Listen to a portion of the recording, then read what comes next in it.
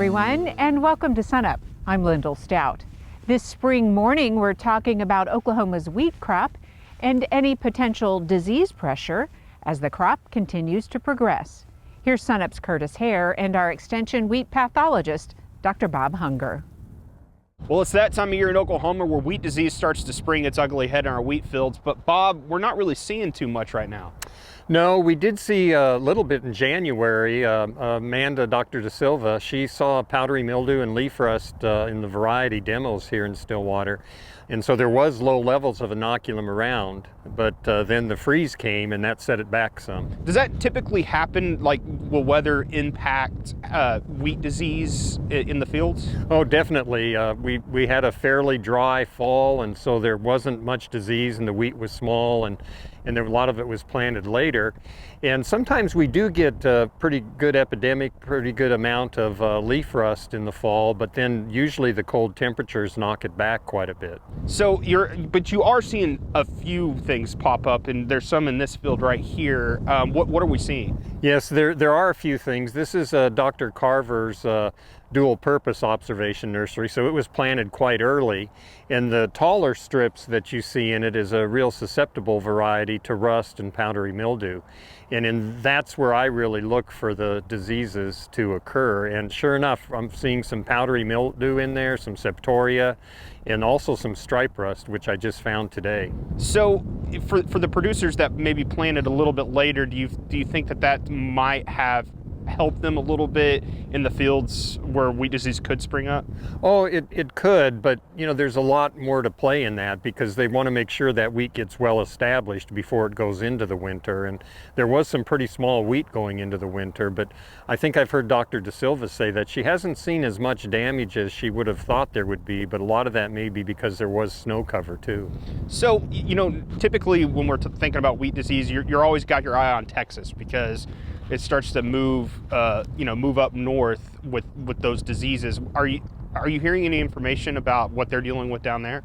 Yes, just this last week I heard from Dr. Amir Ibrahim, who's a wheat breeder down in Texas, Texas A&M, but he has a big nursery in Castroville and then also in Uvalde, which are way in South Texas, and that's where usually a lot of these things get started. And just last week he reported seeing both leaf rust and stripe rust present there, but at really low levels. And if by mid-March it's at low levels there, it usually is not going to be as severe because they're so much further along than us. But again, it's a strange year.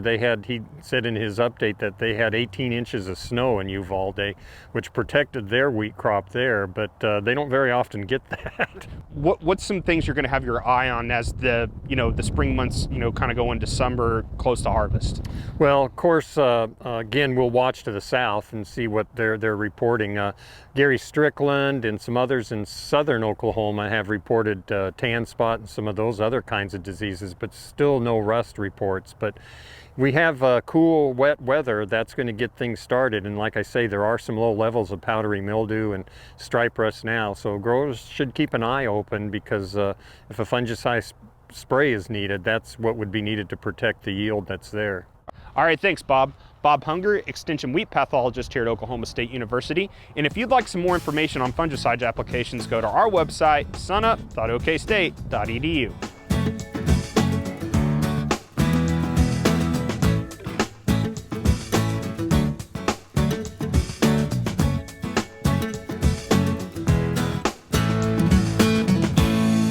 Next up, we're visiting an OSU lab where Dr. Brett Carver and his freshman assistant are looking at a type of wheat that's a different color than we're used to seeing. Sunup's Ed Barron paints the picture. Conducting lab research isn't usually on the plate of a first-year student. It's been great. I mean, I of course was very excited to have this opportunity. But student Georgia Eastham isn't your typical freshman. I found out I got the freshman research scholarship probably early spring of last year when I was still a senior in high school. We had this freshman research scholarship program provided by the Henry Bellman Office of Scholar Development and Undergraduate Research. Very important in cultivating that learning opportunity that Georgia has been able to take advantage of. And wow, what an experience this is to be exposed to new frontiers in wheat breeding, right in the middle of it. Not only new frontiers, but wheat of an entirely different color. So we normally talk about a red brand coat, red winter wheat, hard red winter wheat, or white wheat. But there's actually other colors, purple wheat or blue wheat. And we've been able to access that brand coat through the wild relatives, the ancient grains of modern wheat.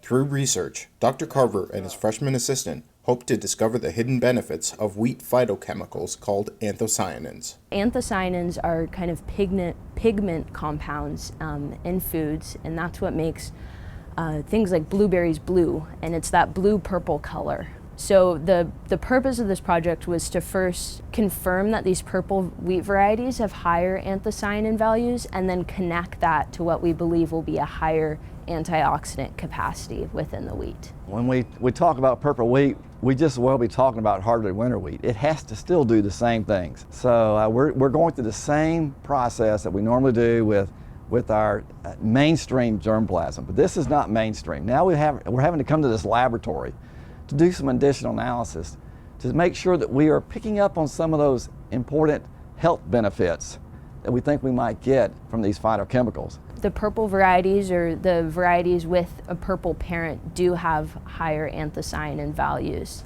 We're still working on the antioxidant assays, but we do believe that they will have higher antioxidant capacity. While the germplasm has a long way to go until it becomes an OSU variety, Georgia is taking full advantage of the research opportunity. I've always been interested in research and wanted to be a plant breeder, and I think I'm definitely still looking at grad school, but I think it's expanded the possibilities of what sort of program I'd go into in grad school, and expanded what I might look into for a degree program. I'm a plant science major, but possibly looking to add something to supplement that could complement the research I'm doing now. At Oklahoma State University, I'm Ed Barron. Dr. Kim Anderson, our Extension Grain Marketing Specialist, joins us now. Kim, give us an idea of what's happening to the markets right now. Well, you look at these wheat prices, they just keep going down. You go back to February the 24th, the forward contract price for wheat for harvest delivered was $6.50. It's down to about $5.70 now. You look at this time last year, the forward contract price was $4.80. So we might be down from where we were last February. But you go back a year where it was significantly lower than we are now.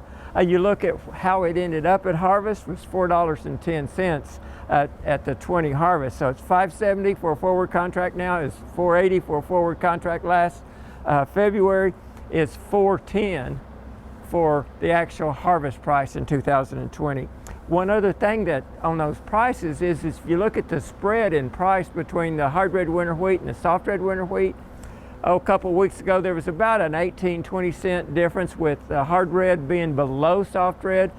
That spread is down to a -40 now, with hard red being below soft red winter wheat.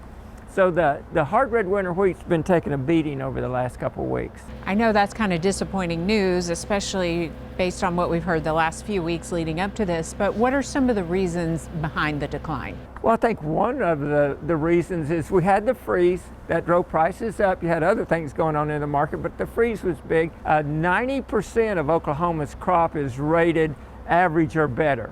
And you look at the hard red winter wheat, its crop condition is better than last year, and so you've got good crop conditions. You also look at what's going over Russia. You know, a couple weeks ago I said Russia, they were projecting their 2021 production to be 2.7 billion. A little later they had it up to 2.8 billion, and there was one private company or private forecaster in Russia came out with 2.9 billion bushels. So, you know, you're looking at increase in production in the Black Sea area, and that always has an impact on our price. So with that in mind, do you have any concerns? I think there's some concerns for prices right now. You look at the Black Sea prices in dollars per ton, right now $281 a ton, but you get into July, it's down to $234. That's dropping from over $8 down to $6.37. You look at what's going on with our prices. We're at a downtrend right now, and the trend, quote unquote, is your friend if you're buying or selling. And right now the market's moving against you.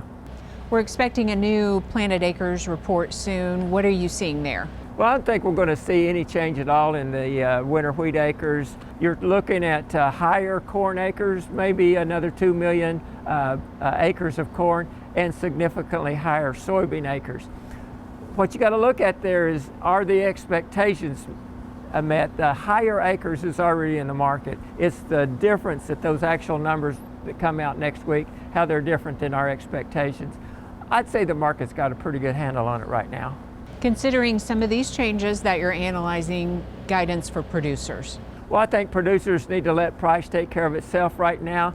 If they're really nervous about price, they can take advantage of that $5.70 as we're right now in forward contract a little bit, if it'll let them sleep at night. I think they've got to get their equipment and everything ready for harvest. They got to make sure they've got that wheat top dressed, that they scout it and watch for diseases and insects, that they protect those yields between now and harvest, and get a big high quality crop in the bin and let price take care of itself. Okay, Kim, thanks a lot. We'll see you next week.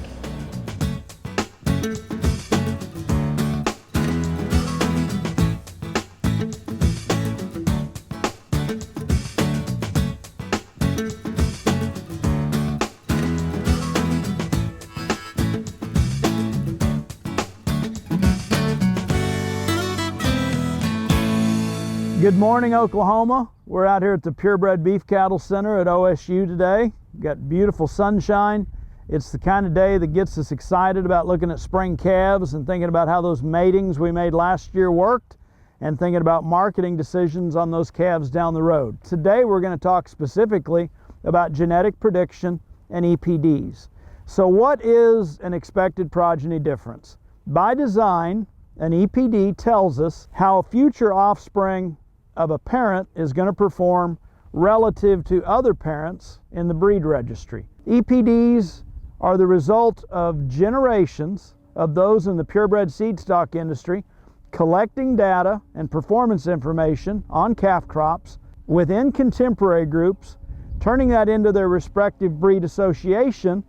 We take that data and statistically analyze it to arrive at the additive genetic merit prediction that takes on the form of an EPD. If we think specifically in the last 10-15 years what EPDs are based on, it's that individual animal's own performance, the level of performance it achieved in something like birth, weaning, or yearling weight in the contemporary group it was raised in. And it is also based on every other animal that shares pedigree relationship in the registry to that particular animal's performance in their contemporary groups. So if we think all ancestral records, all progeny that comes from a particular parent, as well as aunts, uncles, sibs, half-sibs, everything that shares pedigree relationships, performance also impacts our genetic prediction and the EPD of that particular animal. In the last 15 years, we also take genomics into account in generating EPDs. This is where we submit a DNA sample to our breed registry. We take a look at that DNA and identify genes that impact specific polygenic quantitative traits, which also are going to have an impact on that genetic prediction. So, along with each EPD, we see an accuracy reported. That's commonly going to be abbreviated in your sire summary as ACC. Accuracies range from 0 to 1, and they are there to tell us how much information has been taken into account in the generation or calculation of that EPD.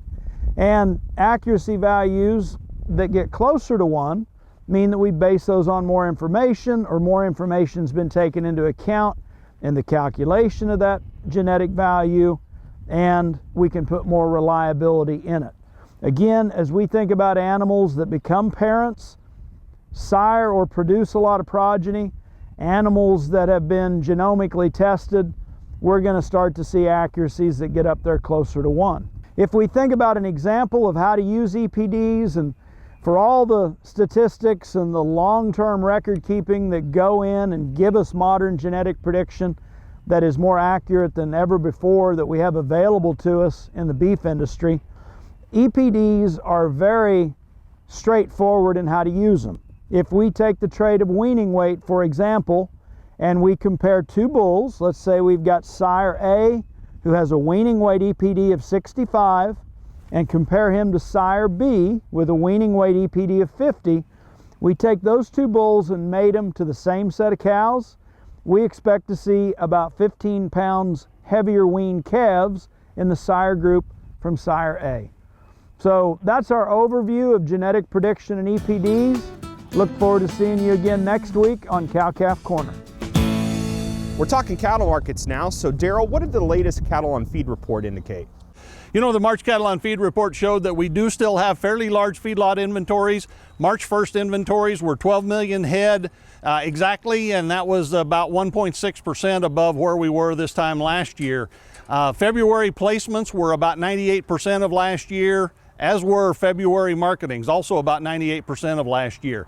The report was well anticipated, so there were no real surprises in the report, but you know, we did notice, as expected, that there were some disruptions in February because of the weather that impacted both the placements and the marketings number. So, you know, shifting to fed cattle, what did the fed cattle numbers look like? You know, the fed cattle market has just been trapped in a flat scenario all spring. We've been looking for a spring rally and it has failed to materialize. Prices, cash fed cattle prices really haven't changed for about 6 weeks. And so as a result, we're still kind of looking for a little bit of a rally. We're getting kind of late in the game for that. But, you know, if you look at the April futures, they're actually at a premium to current cash prices. We're still looking for that market to come up a little bit. But if you look at April prices for the futures compared to June, there's normally about a $6 to $8 discount between from April down into June. Right now, June is as high or a little bit higher even than April, which just shows you that this market has kind of given up on the spring rally, but it's still holding on to an awful lot of optimism from June on. So what about feeder cattle? The feeder cattle markets have been remarkably strong this spring. We've seen a lot of good grass demand develop here, and you know, after the winter weather in February into March, and so the stocker cattle prices have moved up, you know, a little bit more than you would seasonally expect from, say, last October's low. So these prices are quite strong. Even the heavy feeder cattle are well above where you would have expected them to be given where we were last fall. So there's still some drought in parts of the state. We did get some rain in a lot of the state this week, but you know, going forward into the summer for some potential for summer grazing, what does the prospects look like? You know, I've had some questions given how strong these lightweight calf prices or stocker prices have been this spring. You know, how does it look for summer grazing? But, you know, if you run kind of a typical summer budget or, you know, any of several type summer budgets, the feeder futures for the fall are really quite strong. And so you can take those prices right now and actually lock in, it appears to me, a decent margin. So I think there's some prospects. There's just an awful lot of optimism built into really all of the cattle markets here, especially for the second half of the year as we go forward. Does a lot of that have to do with kind of the numbers with the pandemic kind of going down in the United States? It's a combination, I think, on the demand side of sort of optimism on the general economy, on the pandemic impacts. It's also, I think, the result of the supply situation on the cattle side tightening up a little bit as we move through the year. All righty, Derrell. Dr. Derrell Peel, livestock marketing specialist here at Oklahoma State University.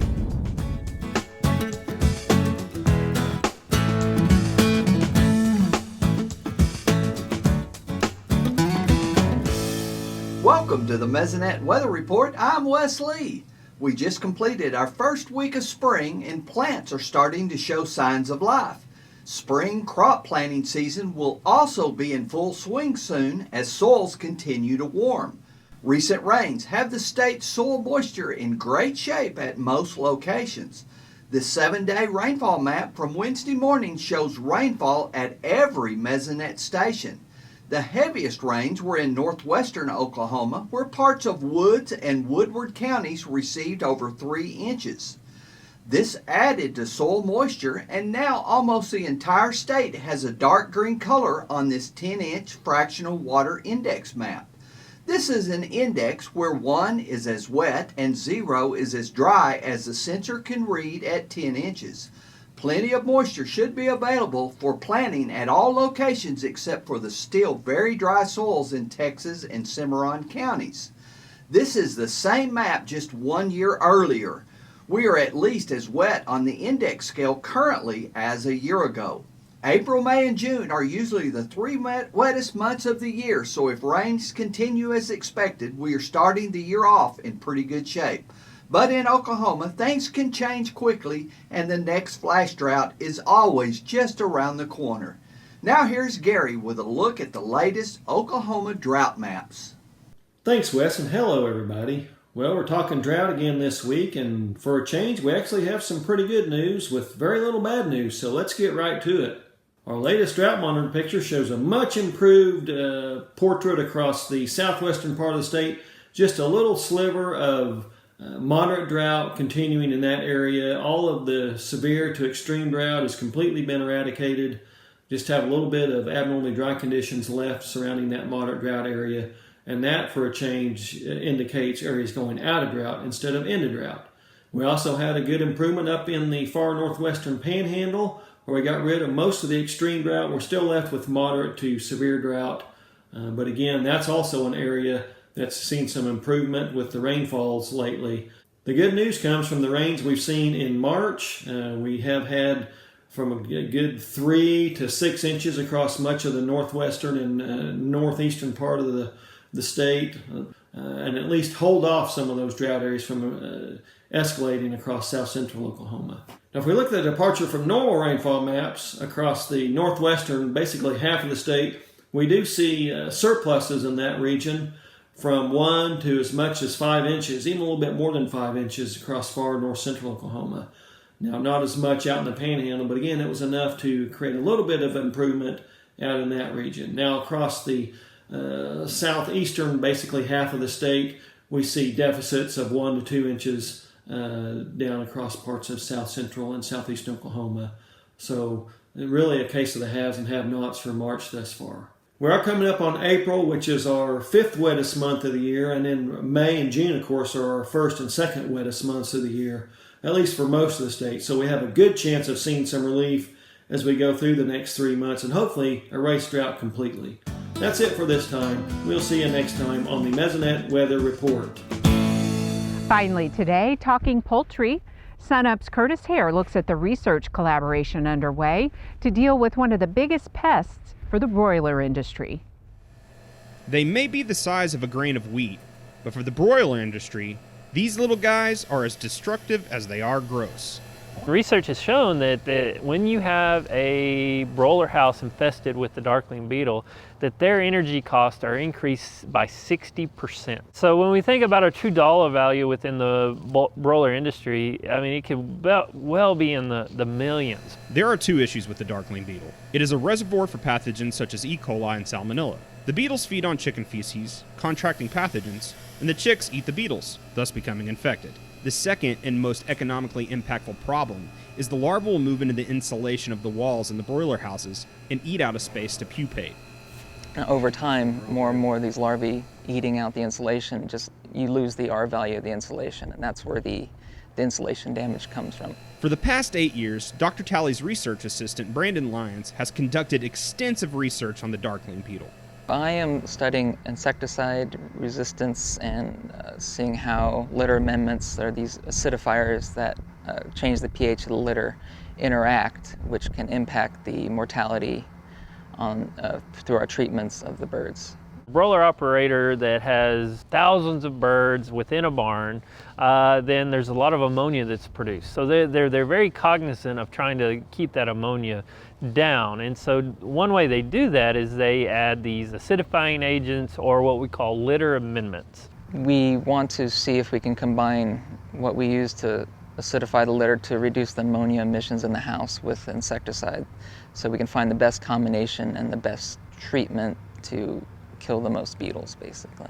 This is truly an integrated project. Brandon has done facets of this project all the way from producer knowledge to the actual research part. Brandon's component into this extension side is just trying to get a better understanding of what producers have done. Throughout Brandon's research, one thing that's both frustrated and fascinated him about the darkling beetle is just how tough these little guys are.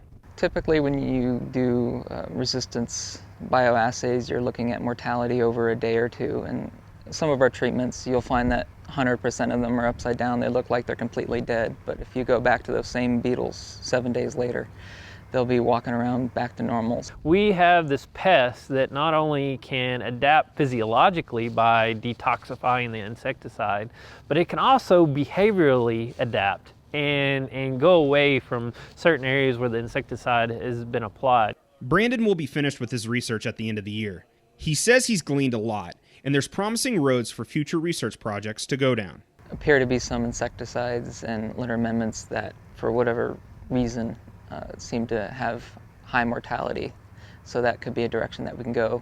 When we think about things that we've accomplished in this research project, it's about gaining a better understanding for the next research project. We're trying to take that information back to the growers. In Payne County, I'm Curtis Hare.